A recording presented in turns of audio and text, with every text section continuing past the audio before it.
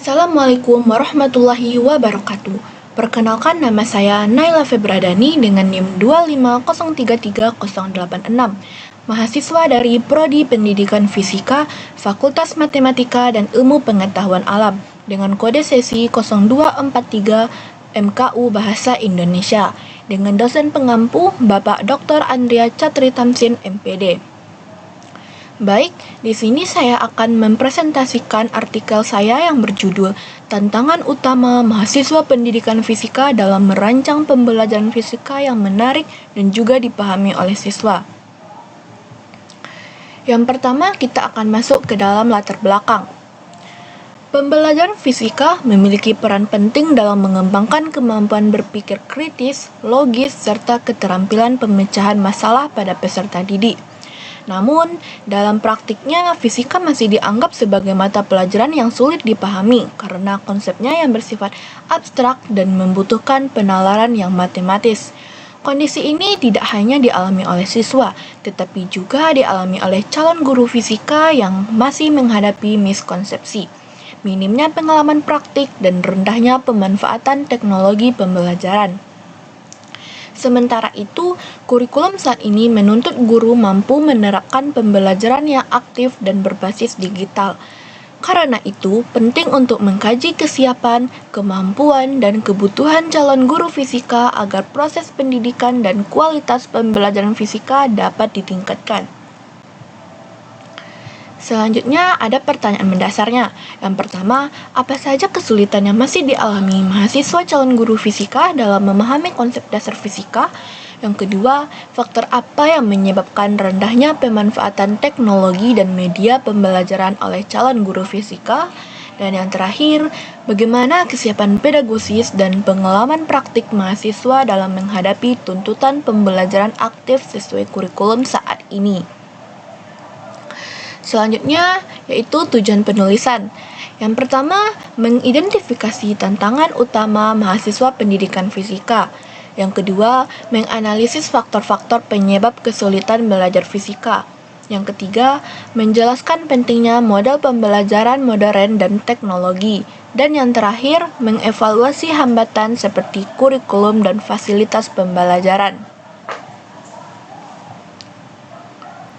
Nah, sekarang kita masuk ke dalam pembahasan. Mahasiswa calon guru fisika masih menghadapi berbagai kesulitan dalam memahami konsep dasar, seperti gaya, gerak, dan juga percepatan. Miskonsepsi ini membuat mereka kurang mampu menjelaskan materi dengan benar kepada siswa. Selain itu, keterbatasan fasilitas laboratorium dan minimnya pengalaman praktik mengajar yang menyebabkan mahasiswa belum siap merancang pembelajaran yang efektif.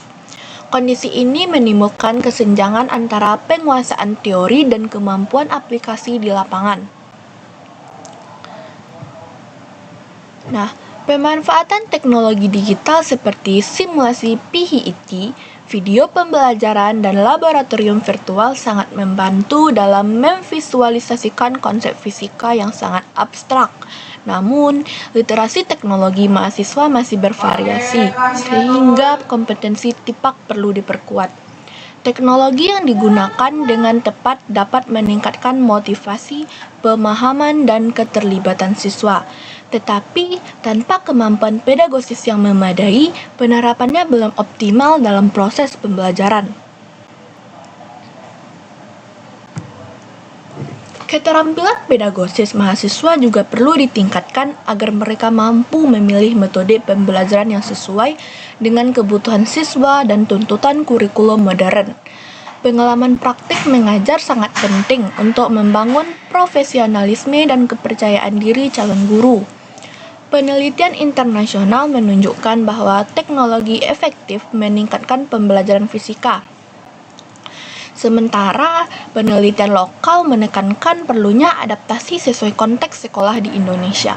Karena itu, strategi pembelajaran yang tepat, dukungan fasilitas, dan peningkatan kompetensi mahasiswa menjadi langkah penting dalam memperbaiki kualitas pembelajaran fisika pada saat ini. Nah, sekarang kita masuk pada kesimpulan. Berikut kesimpulan dari artikel yang saya paparkan. Mahasiswa calon guru fisika menghadapi hambatan seperti miskonsepsi, kurang pengalaman praktik, dan literasi teknologi rendah. Yang kedua, diperlukan peningkatan kompetensi pedagogis dan teknologis. Yang ketiga, pembelajaran aktif, inquiry, media digital, dan laboratorium virtual dapat meningkatkan kualitas pembelajaran. Yang terakhir, pengalaman praktik nyata sangat penting untuk membentuk guru fisika profesional dan adaptif. Yang terakhir, kita masuk ke dalam bagian saran. Nah, institusi pendidikan perlu meningkatkan kesempatan praktik mengajar dan menyediakan fasilitas pembelajaran berbasis teknologi. Dosen diharapkan memberikan pelatihan yang mendukung penguatan kompetensi pedagogis dan literasi digital mahasiswa.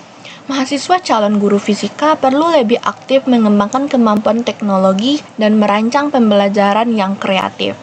Sekolah serta pembuat kebijakan diharapkan memperkuat kerjasama dengan kampus dan menyediakan sarana pendukung agar proses pembelajaran fisika dapat berlangsung lebih efektif, sehingga para siswa-siswanya tidak kesulitan lagi belajar fisika. Sekian presentasi yang dapat saya sampaikan pada kali ini. Saya mohon maaf apabila ada kesalahan kata. Saya sudahi dengan Assalamualaikum warahmatullahi wabarakatuh. Terima kasih.